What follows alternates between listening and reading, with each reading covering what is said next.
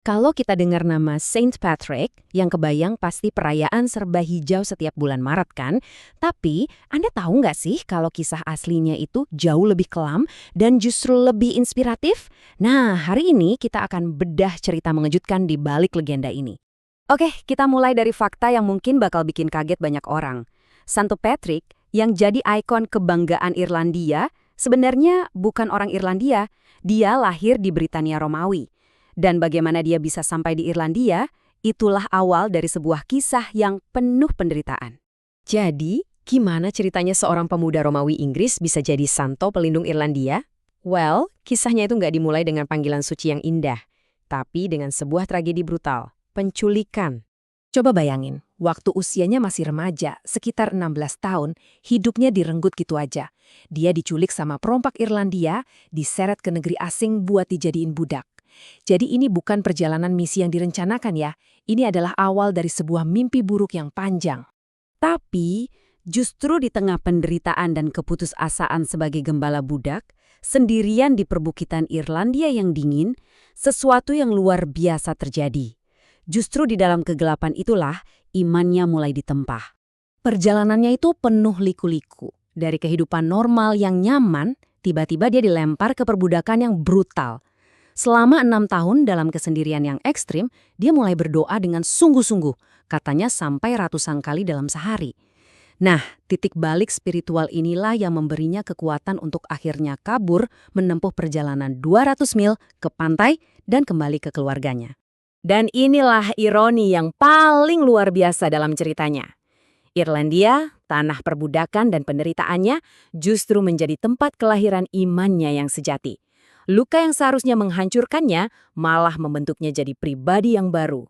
Dia berhasil pulang, kembali ke keluarga, dan aman. Ceritanya harusnya bisa berakhir bahagia di situ. Tapi takdir punya rencana lain yang jauh lebih radikal. Sebuah panggilan untuk kembali, tepat ke pusat traumanya. Beberapa tahun setelah kepulangannya, lewat sebuah mimpi, Patrick mendengar suara orang-orang Irlandia seolah-olah memanggilnya kembali. Ini bukan panggilan buat balas dendam, sama sekali bukan. Ini adalah panggilan untuk membawa terang ke tanah yang pernah memberinya kegelapan. Disinilah transformasi utamanya terjadi. Bukan cuma buat Patrick, tapi juga buat cara dia memandang Irlandia. Tanah yang tadinya simbol perbudakan dan luka masa lalu, kini berubah di matanya jadi tanah panggilan dan ladang pelayanan. Rasa sakitnya yang terbesar menjadi tujuannya yang terbesar. Keren banget kan? Kembali ke tempat para penculiknya dengan pesan kasih. Itu misi yang kedengarannya mustahil dan bahaya banget. Lalu gimana cara dia melakukannya? Nah, caranya itu sama sekali nggak terduga. Dia bisa aja kembali dengan dukungan militer atau dengan keinginan buat balas dendam sama orang-orang yang udah merenggut masa mudanya. Tapi Patrick memilih jalan yang benar-benar berbeda. Jalan yang melawan logika dunia. Senjatanya itu bukan pedang, tapi keberanian yang lahir dari kasih. Sebuah kasih yang saking radikalnya sampai bisa mengatasi trauma masa lalu dan rasa takut akan kematian demi melayani orang-orang yang pernah memperbudaknya. Dari kisahnya, kita bisa petik 3 pelajaran luar biasa. Bahwa luka terdalam kita bisa jadi ladang panggilan terkuat kita. Bahwa kasih yang sejati bisa mengalahkan ketakutan apapun. Dan bahwa kesetiaan satu orang saja itu beneran bisa mengubah arah sejarah sebuah bangsa. Dia nggak datang sebagai raja atau jenderal yang punya kuasa duniawi. Kekuatan sejatinya justru terletak pada kerendahan hati dan kesetiaannya sebagai seorang hamba. Dan dari posisi itulah dampaknya terasa melintasi generasi sampai hari ini. Kisah Patrick memang terjadi berabad-abad yang lalu, tapi pesannya tentang bagaimana luka bisa ditebus itu tetap relevan banget. Jadi, apa yang bisa kita ambil dari perjalanan yang luar biasa ini untuk hidup kita sendiri? Kisah Patrick ini seolah-olah maksa kita buat melihat ke dalam diri dan bertanya dengan jujur. Di manakah tanah luka kita?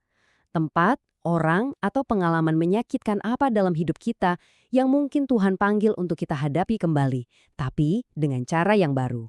Perjalanannya seolah memberi kita semacam peta jalan 3 langkah. Pertama, jangan lari dari sebuah panggilan hanya karena itu terhubung dengan masa lalu yang menyakitkan.